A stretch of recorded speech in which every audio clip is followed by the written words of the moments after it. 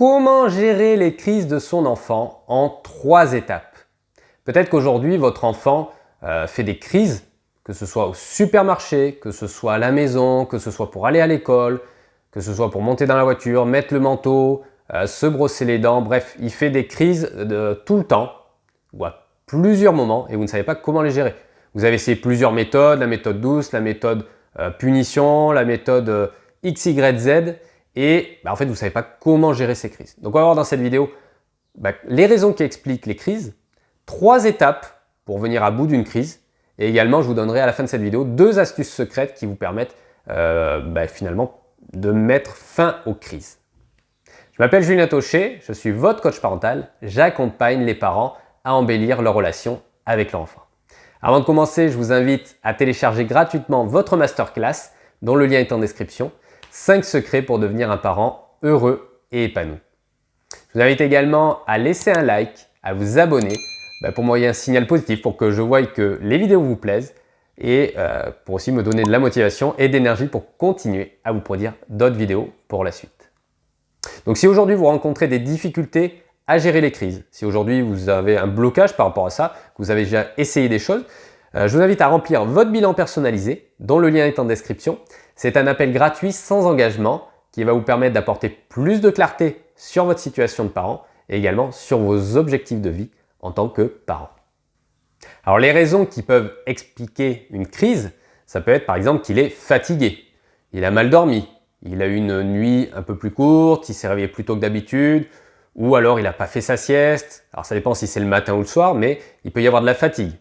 Ça peut être également lié à une grosse émotion, c'est-à-dire qu'il y a quelque chose derrière, il y a une colère, il n'a pas eu sa voiture, il n'a pas eu le jeu qu'il voulait, et il se met à faire une crise. Donc ça peut être lié à autre chose derrière. Ça peut être lié également à une situation de stress. Et en fait, il va se décharger avec une personne de confiance, avec sa figure d'attachement. Donc en l'occurrence, ça va être vous, les parents. Vous allez avoir votre enfant qui va se décharger, par exemple faire des pleurs de décharge ou se délester du stress qu'il a accumulé durant la journée ou suite à un événement. Il a vécu un événement où il a accumulé beaucoup de stress, et bien il va faire une crise parce que c'est la goutte de trop, il a besoin d'évacuer le stress. Alors d'ailleurs, par rapport à ça, on peut avoir le cas au supermarché où on va dire que l'enfant fait une crise, il va se rouler par terre, ça peut être un moment très désagréable, d'une part parce que il y a tout le monde qui vous regarde, donc vous avez le regard des autres, le poids de tout le monde, vous dites « Oh là là, mais pourquoi il me fait passer ?» Il me fait une crise en plein milieu comme ça vous met vraiment mal à l'aise. Et vous pouvez aussi en avoir marre, parce que c'est des crises à la maison, c'est des crises à l'extérieur, vous vous dites « Mais je ne vais plus sortir avec cet enfant là, c'est pas possible. » Et en fait, la crise au supermarché, c'est un exemple de finalement où il faut différencier la colère du stress. Vous allez avoir des crises qui sont liées à des crises de colère. Si votre enfant, par exemple, tout va bien, il veut la voiture à la maison, il va attraper tel jeu, vous dites non, puis là il se met à faire une grosse crise de colère parce qu'il n'est pas content. Et vous allez voir, comme au supermarché, c'est la crise liée au stress. C'est-à-dire que votre enfant, il y a beaucoup de bruit, il y a beaucoup de monde, beaucoup de lumière. Lui, il veut juste venir, parce que dans son idée, il veut venir au magasin, dans le supermarché, parce que dans son idée, il va attraper les pommes comme la dernière fois, il va aller faire du manège, il va appuyer sur un bouton. Et c'est ce qui le motive à venir. Et en fait, s'il n'a pas le fait de choisir les pommes, si vous avez choisi les pommes à sa place, si le manège ne marche pas, si à un moment ça fait trop longtemps, il y a un truc de trop qui fait qu'il voulait descendre du caddie pour aller courir, vous lui dites non, ça peut être l'élément déclencheur de la crise parce qu'il y a un stress qui a été accumulé au cours du magasin. Et ce qu'il faut comprendre derrière ça, c'est qu'en fait votre enfant, c'est pas forcément sa place d'aller dans un supermarché. Alors je dis pas qu'il faut pas amener l'enfant faire les courses, moi ça m'arrive, mais c'est pas sa place dans le sens, si c'est pour qu'il reste assis dans le caddie pendant 1 heure, 1 heure et demie, un enfant il a besoin de courir, il a besoin de courir, pas de rester assis, à rien faire, il a besoin d'être stimulé. Donc, autant vous le mettez devant la télé, il va regarder la télé, il va rester tranquille, mais dans le caddie à faire les courses, c'est pas forcément sa place. Donc en fait, faut être dans la tolérance que votre enfant, je dirais qu'il y ait une tolérance, pas être dans la tolérance, mais qu'il y ait une tolérance au fait que votre enfant puisse faire une crise au supermarché. Ça peut arriver parce que justement, c'est lié au stress. C'est pas forcément sa faute, c'est une accumulation de stress. Et vous avez des adultes qui font des crises de panique et Voilà, il y a un moment, c'est quelque chose qui ne se contrôle pas forcément. Et votre enfant, en fait, il a juste la motivation de faire peut-être les manèges à la fin des courses. Il vient aux courses parce qu'il sait qu'il va avoir les manèges. Et si vous lui enlevez ça, voilà, en fait, votre enfant va faire une crise. Hein. Ça arrive et vous ne pouvez pas forcément l'empêcher. Là, il n'y a pas vraiment de solution pour empêcher ça puisque c'est lié au stress. Maintenant, continuez à amener votre enfant aux courses si c'est ce que vous faites. Je ne dis pas qu'il ne faut plus l'emmener, mais voilà, juste comprendre qu'il y a peut-être quelque chose derrière, une motivation pour lui derrière. Et dans ce cas, apportez-lui cette motivation pour justement qu'il puisse rester tranquille au cours des courses et que vous passiez un bon moment, pas devoir vite vous dépêcher de finir les courses, poser les articles, parce que votre enfant commence à faire sa crise. C'est juste ça. Donc la première étape pour gérer la crise, ça va être de faire preuve de compréhension, de ne pas s'énerver. Donc vous allez rester calme, vous allez rester posé. Ne vous laissez pas embarquer par l'énervement de votre enfant, par le fait qu'il s'agace. Ne vous agacez pas vous-même par rapport à ça. Essayez de rester détaché de ça. Je sais que le regard des autres, ça peut être quelque chose, on se sent mal à l'aise. En fait, essayez de vraiment vous détacher, de faire abstraction de tout ce qu'il y a autour et de regarder en fait un petit peu votre enfant faire sa crise, le laisser s'exprimer. Et c'est une manière comme ça de... En fait, quand il va avoir fini de faire sa crise, il va revenir à la normale. Donc, laissez-le, du moins, restez calme. Si vous ne souhaitez pas le laisser s'exprimer parce que ce n'est pas votre façon de voir les choses, c'est OK aussi. Mais en tout cas, restez calme. Ça ne sert à rien de vous-même vous agacer, de lui crier dessus, de dire « arrête ta crise, machin ». Voilà. Laissez-le s'exprimer. Laissez-le exprimer sa crise. Laissez-le s'exprimer comme il en a besoin. Ensuite, vous allez le mettre en temps calme ou en temps de réflexion. Donc le temps calme, ça a visé à faire redescendre la pression, la colère. Si par exemple vous êtes à la maison, votre enfant tape partout, il est énervé, bon, il est en train de faire une crise, vous avez réagi calmement, vous le mettez en temps calme. Je te mets en temps calme pour que tu te calmes, pour que tu puisses exprimer ton émotion. Voilà, vous lui dites un petit peu ce qui vous semble le plus approprié. Et donc vous avez ce temps calme qui vise à redescendre la pression, où justement après il va être en mesure vous allez pouvoir discuter avec lui. Et vous avez également le temps de réflexion, où là vous allez pouvoir le mettre à réfléchir, lui dire écoute, je te mets là en temps de réflexion pour que tu réfléchisses à ce qui s'est passé. Alors c'est sûr que si votre enfant il tape partout, il ne sera pas en mesure de réfléchir.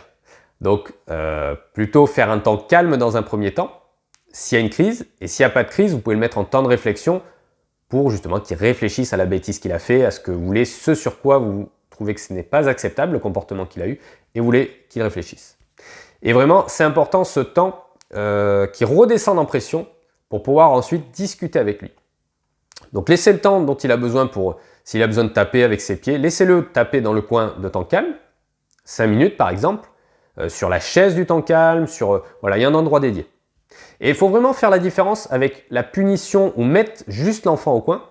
En fait, le problème de mettre un enfant au coin, vous allez le mettre, je te mets au coin, bon, voilà, vous le mettez au coin, l'enfant il attend en fait que le temps au coin soit fini. Il ne va pas réfléchir. Et de la même manière que la punition, je te punis, tu as fait ça, bon je suis puni, voilà, j'attends que la punition se termine, je reste passif. Alors qu'avec le temps de réflexion, vous allez le rendre actif, vous allez le rendre proactif, de dire qu'est-ce qui s'est passé, qu'est-ce que je pourrais faire différemment. Et à la fin, quand vous allez lui demander qu'est-ce que tu as fait, tu sais ce qui s'est passé, tu sais pourquoi je t'ai mis en temps de réflexion, oui, parce que j'ai fait ça. Alors que si vous le punissez juste, il y a moins de chances qu'il vous fasse cette réflexion. Et donc l'étape 3, ça va être de faire le point à froid. Donc que ce soit la crise au supermarché liée au stress ou de soit la crise de colère parce qu'il n'a pas eu sa voiture, vous pouvez faire le point à froid. Qu'est-ce qui s'est passé tout à l'heure? Pourquoi tu as fait ça? Et il va vous expliquer, je n'étais pas content, parce que je voulais faire ci, parce que je voulais faire ça. Et vous pouvez lui dire à ce moment-là ce que vous en pensez. Écoute, je comprends que tu étais triste tout à l'heure, que tu étais en colère, mais voilà, le comportement, c'est pas pour autant qu'il faut faire ça. Vous allez comme ça pouvoir discuter à froid, parce que de la même manière que le temps de réflexion, vous allez le faire au moment où il n'est pas en train de faire une crise, parce qu'il ne va pas réfléchir. Mais le but de mettre en temps de réflexion, et le but juste avant de lui permettre d'exprimer, de se défouler de sa crise, c'est pour que justement après, à froid, à distance, alors ça peut être 10 minutes après, ou 1 heure, ou le lendemain même, hein, c'est pas forcément, si c'est le soir, vous attendez le lendemain, vous en reparlez. Et là, vous lui dites, écoute, le comportement que tu as eu dans le magasin, ou le comportement que tu as eu tout à l'heure, ou hier, à la maison, j'ai pas apprécié. C'est pas un comportement que je tolère. La règle à la maison, c'est on fait comme ça. Voilà, vous remettez le contexte, et en fait, vous remettez du cadre à l'enfant. Vous lui avez permis, au moment T, à l'instant T, de permettre d'exprimer son émotion, de faire sa crise. Mais après, voilà, vous lui dites, écoute, ça, je n'apprécie pas. Je comprends que tu as été en colère, vous validez l'émotion. Mais le comportement, je n'accepte pas ce comportement. Et ça, vous lui dites à froid vous pouvez même lui poser la question. Tu sais ce que j'en pense? Et alors, est-ce que ce comportement, est-ce qu'on fait ça? Ok, tu as tapé sur la télé. Ok, qu'est-ce que tu en penses? Ben, j'aurais pas dû. Vous pouvez lui demander, ben, tu sais pourquoi je t'ai mis en temps de réflexion? Ben oui, parce que j'ai tapé sur la télé, j'aurais pas dû, on tape pas sur la télé. Et en fait, il réfléchit. Et le fait que lui-même vous exprime ce qu'il est censé faire ou ne pas faire, eh bien, justement, ça permet de lui faire valider qu'il a bien compris. Donc vraiment, ce temps où vous faites le point à froid, c'est le temps vraiment qui est le plus important parce que justement, vous lui permettez de remettre du contexte sur ce qui s'est passé et de lui dire, ben non, ça je veux ou je veux pas justement parce que ça, c'est pas un comportement que j'accepte. Alors je vous avais promis 2 astuces secrètes pour justement gérer les crises et même les faire disparaître à terme. Donc la première astuce que vous allez pouvoir utiliser, ça va être de féliciter, de valider quand le bon comportement est là. Ça va lui permettre de justement comprendre que c'est ce comportement que vous attendez. Et si vous lui dites, ben, c'est super, dans le magasin, tu as été très sage, j'étais super content. Tiens, c'est bien, tu as mis tes chaussures à la maison quand je te l'ai demandé. Tiens, tu t'es brossé les dents sans rien dire, c'était vraiment top, j'ai beaucoup apprécié. Mais vous validez le comportement et l'enfant va avoir tendance à reproduire du coup ce comportement. Alors que si vous dites, non, ne fais pas ci, ne fais pas ça, ne tape pas des pieds quand tu es pas content, en fait, l'enfant, il ne comprend pas la négation et il va dire, ok, donc ne tape pas des pieds, je tape des pieds, et en fait, il ne sait pas ce que vous attendez. Donc vraiment, validez, faites-lui remarquer ce comportement qu'il a eu, ce bon comportement, pour que justement, il soit tenté de le reproduire, puisque justement, vous êtes content qu'il ait eu ce comportement. La deuxième astuce secrète, ça va être de lui montrer l'exemple quand vous êtes en colère.